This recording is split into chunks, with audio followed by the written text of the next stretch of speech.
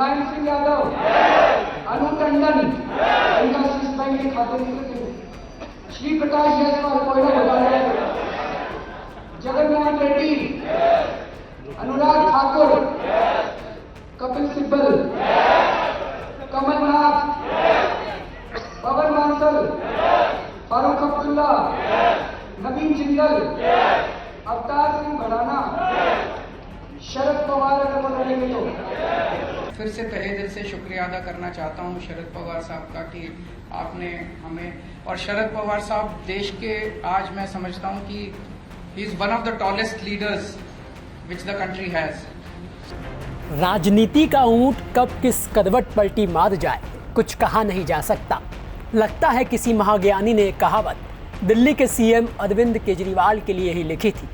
ऐसा हम इसलिए कह रहे हैं क्योंकि 9 साल पहले जिस शरद पवार को अरविंद केजरीवाल ने भ्रष्टाचारी बताकर 2014 के लोकसभा चुनाव में हराने की अपील की, जिस शरद पवार को केजरीवाल ने देश के सबसे भ्रष्टाचारियों की लिस्ट में रखा, जिस शरद पवार को अरविंद केजरीवाल ने काला बाजारी तक कह डाला था, जिस शरद पवार की फोटो केजरीवाल ने रामलीला मैदान में देश के सबसे बड़े भ्रष्टाचारी के तौर पर लगाई, वही शरद पवार अब 9 साल के बाद केजरीवाल के लिए देश के सबसे बड़े नेता हो गए हैं। और ऐसा हम नहीं, खुद केजरीवाल ने दिल्ली में लाए गए अध्यादेश के खिलाफ मुंबई में शरद पवार से मुलाकात के दौरान कहा।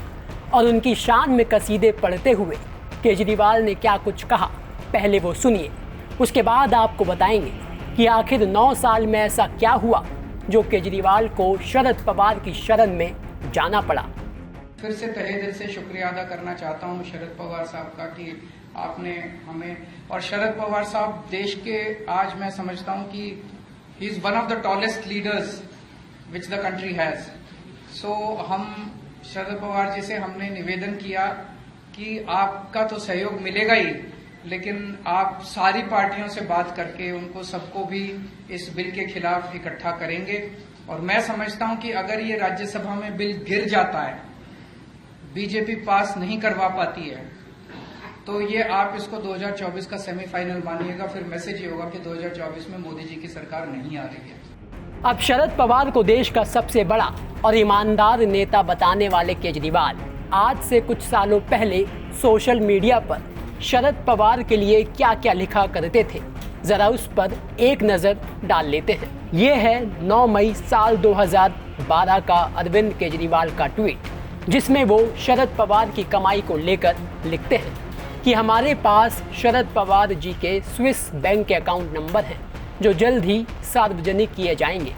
मैं तो हैरान हूँ ये देखकर कि जिस बेईमान आदमी को आज जेल में होना चाहिए था, वो आज इतना बड़ा नेता बनकर कैसे बैठा है।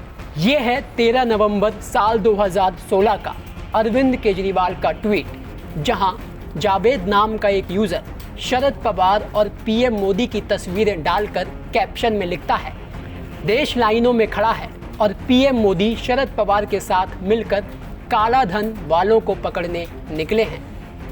इस ट्वीट के जवाब में केजरीवाल लिखते हैं, ये मोदी जी की सच्चाई है, शरद पवार के साथ मिलकर देश से काला धन दूर करेंगे। मोदी जी को लाइनों में खड़े लोग चोर नजर आ रहे हैं और शरद पवार ईमानदार। अब जरा 12 नवंबर साल 2016 के इस ट्वीट पर नजर डालिए। बीजेपी नेता और केंद्रीय मंत्री पीयूष गोयल ट्वीट करते हुए लिखते हैं, बेईमानों को चिंता हो रही है, ईमानदारों को चिंता नहीं है, वो खुश हैं। जिसके जवाब में केजरीवाल लिखते हैं, शरद पवार, सुभाष चंद्रा, अडानी, अंबानी, बादल बहुत खुश हैं। महिलाएं, व्यापारी, किसान, मजदूर बहुत ज़्यादा चिंतित हैं। अब ज़रा साल 2017 के इस ट्वीट पर नज़र डालिए। शरद पवार को पद्म विभूषण से नवाजा गया तो केजरीवाल ने उनके लिए ट्विटर पर लिखा, शरद पवार को पद्म विभूषण देने की हिम्मत दिखाने के लिए मोदी जी को भारत रत्न मिलना चाहिए। ऐसा ना जाने शरद पवार के लिए अरविंद केजरीवाल ने क्या क्या लिखा और इस समय वो बयान और ट्वीट सोशल मीडिया पर तैर रहे हैं। और अब वही शरद पवार केजरीवाल के मुताबिक देश के सबसे बड़े और ईमानदार नेता हैं। बहरहाल ऐसा नहीं है कि अरविंद केजरीवाल और शरद पवार की राजनीतिक मोहब्बत एक तरफा है, बल्कि जिस एनसीपी ने एक समय शरद पवार को कालाबाजारी कहने पर ना सिर्फ केजरीवाल की निंदा की, बल्कि उन्हें मानहानि का नोटिस भी थमा दिया था, उन्हीं केजरीवाल के दिए गए सभी बयानों को भुलाकर बीते दिनों एनसीपी के मुखिया शरद पवार ने केजरीवाल को देश का सबसे ईमानदार मुख्यमंत्री बता दिया। तो वहीं अब अध्यादेश के मुद्दे पर राज्यसभा में इस बिल को हराने के लिए समर्थन मांगने के लिए जब केजरीवाल शरद पवार से जो उम्मीद लेकर गए, बदले में शरद पवार उससे ज़्यादा दे गए। जी हाँ, केजरीवाल अध्यादेश पर शरद पवार की पार्टी एनसीपी का समर्थन लेने गए थे, जो उन्हें मिला भी, लेकिन इसके साथ ही शरद पवार ने ये भी ऐलान कर दिया कि वो केजरीवाल के लिए समर्थन जुटाने में और भी गैर बीजेपी पार्टियों से बात करेंगे। अब इतना तो आप समझ ही गए होंगे कि शरद पवार और केजरीवाल के बीच ये मोहब्बत एक तरफा नहीं बल्कि दो तरफा है। लेकिन सवाल ये है कि आखिर ऐसी क्या मजबूरी है जो दोनों ने कड़वे बोले गए बोल को भुलाते हुए एक दूसरे को गले लगा लिया।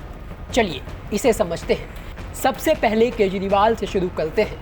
ये तो आप जानते ही हैं कि दिल्ली में लाए गए केंद्र के अध्यादेश को लेकर इस बिल को राज्यसभा में हराने के लिए केजरीवाल विपक्षी पार्टियों का समर्थन मांगने के लिए दौरे पर निकले हैं। राज्यसभा में इस बिल को पास होने से रोकने के लिए 238 सदस्यों वाले राज्यसभा में विपक्षी पार्टियों के 120 वोट यानी आम आदमी पार्टी को 120 सांसदों का साथ चाहिए। आम आदमी पार्टी के पास अपने 10 सांसद हैं। बाकी 110 सांसद जुटाने के लिए केजरीवाल ममता बनर्जी और उद्धव ठाकरे से समर्थन हासिल कर चुके हैं, जिसके बाद केजरीवाल को शरद पवार की एनसीपी का भी साथ मिल चुका है, जिनके राज्यसभा में 4 सांसद हैं। अब संख्या बल के लिहाज से भले ही राज्यसभा में शरद पवार की पार्टी का नंबर छोटा हो, लेकिन शरद पवार की पावर का केजरीवाल के साथ होना बहुत बड़ी बात है, क्योंकि शरद पवार मौजूदा समय के विपक्ष के सबसे बड़े और सीनियर नेता हैं। शरद पवार का साथ केजरीवाल को मिलना जाहिर सी बात है कि बाकी विपक्षी दलों को भी केजरीवाल का साथ देने में मददगार साबित होगा।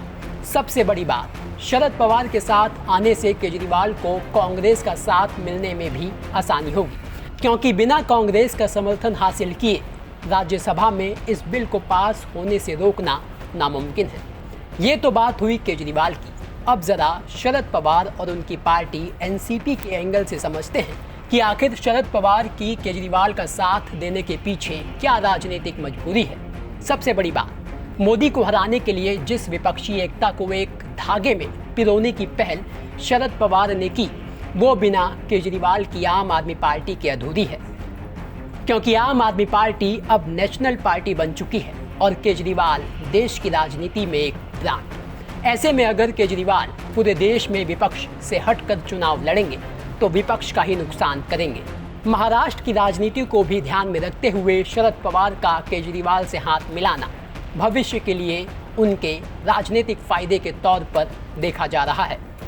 तो कुल मिलाकर जैसा कि एक कहावत है कि ताली एक हाथ से नहीं बजती, ठीक उसी तरह से केजरीवाल और शरद पवार दोनों बीती बातों और बयानों को भुलाकर खुलकर एक दूसरे के साथ खड़े हुए दिखाई दे रहे हैं। और जैसा कि एक और कहावत है कि राजनीति में भैया कोई किसी का परमानेंट दुश्मन और दोस्त नहीं होता। अब केजरीवाल और शरद पवार की ये दोस्ती राजनीति की पटरी पर कितनी लंबी दौड़ेगी, ये तो खैर आने वाला वक्त ही बताएगा। ब्यूरो रिपोर्ट, दिल्ली तक।